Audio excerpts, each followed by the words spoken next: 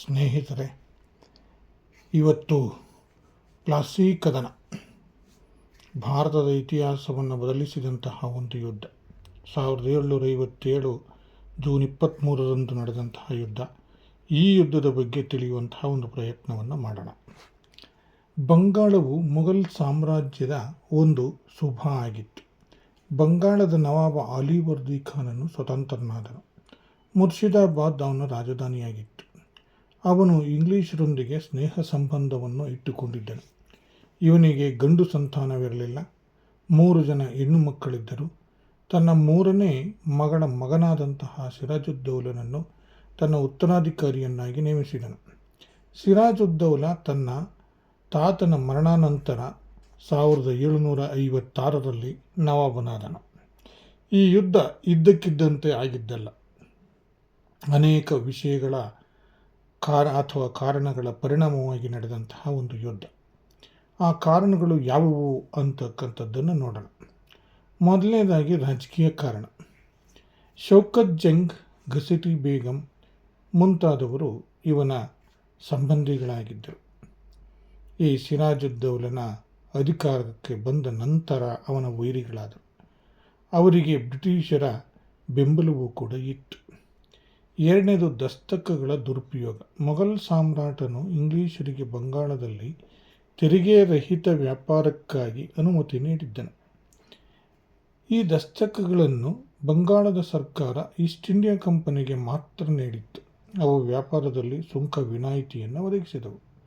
ಅವುಗಳನ್ನು East India ಕಂಪನಿಯ ನೌಕರರು ತಮ್ಮ ಖಾಸಗಿ ವ್ಯಾಪಾರಕ್ಕಾಗಿ ಬಳಸಿಕೊಂಡರು, ದುರುಪಯೋಗಪಡಿಸಿಕೊಂಡರು.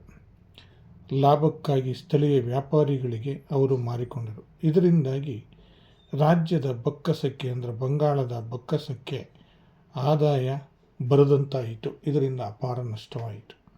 3ನೇ ಕಾರಣ ಫ್ರೆಂಚರಿಗೆ ಆಶ್ರಯ. ಬ್ರಿಟಿಷರು ಮತ್ತು ಫ್ರೆಂಚರು ಪರಸ್ಪರ ವೈರಿಗಳಾಗಿದ್ದರು. ಫ್ರೆಂಚ್ ವ್ಯಾಪಾರಿ ಕೇಂದ್ರವಾದ ಚಂದ್ರನಾಗೂರನ್ನು ಇಂಗ್ಲಿಷರು ವಶಪಡಿಸಿಕೊಂಡರು. ಸಿರಾಜುದ್ದೌಲನು ಕೆಲವು ಫ್ರೆಂಚರಿಗೆ ಆಶ್ರಯವನ್ನು ನೀಡಿದ್ದು ಬ್ರಿಟಿಷರನ್ನು ಕೆರಳಿಸಿತು. 4ನೇದು ಕಲ್ಕತ್ತಾ ಕೋಟೆಯ ಆಕ್ರಮಣ. ಫ್ರೆಂಚರಿಗೆ ಎದುರಿದಂತಹ ಇಂಗ್ಲಿಷರು ನವಾಬನ ಅನುಮತಿಯಿಲ್ಲದೆ ಕಲ್ಕತ್ತಾ ಕೋಟೆಯನ್ನು ಭದ್ರಪಡಿಸಿಕೊಂಡರು. ಸಿರಾಜುದ್ದೌಲನು ಅದನ್ನು ಕೆಡವಲು ಆದೇಶ ನೀಡಿದನು. ಆದರೆ ಇಂಗ್ಲಿಷರು ಕೆಡವಲು ನಿರಾಕರಿಸಿದರು. ಇದರಿಂದಾಗಿ ಸಿರಾಜುದ್ದೌಲ ಜೂನ್ 1756ರಲ್ಲಿ ಕಲ್ಕತ್ತಾ ಕೋಟೆಯನ್ನು ವಶಕ್ಕೆ ಪಡೆದನು. ಆದರೆ ಬ್ರಿಟಿಷರ ರಾಬರ್ಟ್ ಕ್ಲೈವ್ ಪುನಃ ಅದನ್ನು ಪಡೆದನು.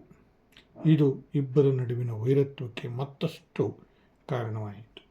5ನೇದಾಗಿ ದಿವಾನ ರಾಜವಲ್ಲಭನಿಗೆ ಆಶ್ರಯ.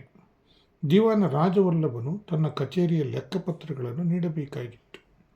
ನವಾಬನು ಅವುಗಳನ್ನು ಒಪ್ಪಿಸುವಂತೆ ಒತ್ತಾಯ ಮಾಡಿದನು.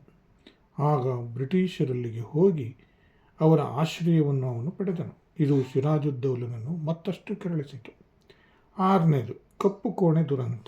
ಕಲ್ಕತ್ತಾ ಆಕ್ರಮಣದ ವೇಳೆಯಲ್ಲಿ ಸಿರಾಜುದ್ದೌಲನು 146 ಜನ ಇಂಗ್ಲಿಷರನ್ನು ಬಂಧಿಸಿದನೆಂದು ಹೇಳಲಾಗಿದೆ. ಅವರನ್ನು ಕೈದಿಗಳಾಗಿ ತೆಗೆದುಕೊಂಡು ಬಂದು 15x18 ಅಡಿಗಳು ವಿಸ್ತಾರದ ಕೋಣೆಗೆ ದೂಡಿದನು. ಇವರಲ್ಲಿ 123 ಮಂದಿ ಉಸಿರುಗಟ್ಟಿ ಮರಣ ಹೊಂದಿದರು ಮತ್ತು 23 ಜನ ಮಾತ್ರ ಬದುಕುಳಿದರು ಎಂದು ಹೇಳಲಾಗಿದೆ. ಈ ಘಟನೆಯನ್ನು ಕಪ್ಪು ಕೋಣೆ ದುರಂತ ಎಂದು ಹೇಳಲಾಗಿದೆ. ಅಲಿಗಢ್ ಶಾಂತಿ ಒಪ್ಪಂದಕ್ಕೆ ಸಹಿ ಹಾಕುವ ಮೂಲಕ ಬ್ರಿಟಿಷ್ ಮತ್ತು ಸಿರಾಜುದ್ದೌಲನ ನಡುವೆ ಶಾಂತಿ ಒಪ್ಪಂದ ಏರ್ಪಟ್ಟಿತು. ರಾಬರ್ಟ್ ಕ್ಲೈವ್ ಈ ಮಧ್ಯೆ ಬಂಗಾಳದ ಸೇನಾಪತಿಯಾದ ಮೀರ್ ಜಾಫರ್ ಮತ್ತು ಕೆಲವು ಪ್ರಮುಖ ಅಧಿಕಾರಿಗಳೊಂದಿಗೆ ಸೇರಿಕೊಂಡು ಸಿರಾಜುದ್ದೌಲನ ವಿರುದ್ಧ ಸಂಚು ರೂಪಿಸಿದನು. ಅಲಿಗಢ್ ಒಪ್ಪಂದದ ಷರತ್ತುಗಳನ್ನು ಪಾಲನೆ ಮಾಡಿಲ್ಲ ಎಂಬ ಕಾರಣ ನೀಡಿ ಸಿರಾಜುದ್ದೌಲನ ಮೇಲೆ ಇಂಗ್ಲಿಷರು ಆಕ್ರಮಣ ಮಾಡಿದರು.